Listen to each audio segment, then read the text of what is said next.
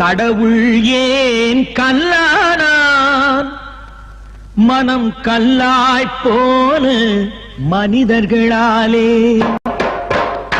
கடவுள் ஏன் கல்லானான் மனம் கல்லாய்ப் போன மனிதர்களாலே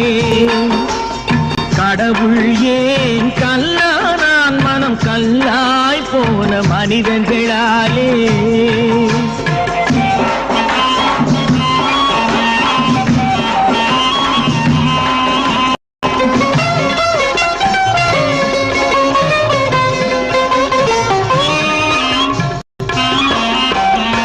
கொடுமையை கண்டவன் கண்ணை இழந்தான் அதை கோபித்து தடுத்தவன் சொல்லை இழந்தான் கொடுமையை கண்டவன் கண்ணை இழந்தான் அதை கோபித்து தடுத்தவன் சொல்லை இழந்தான்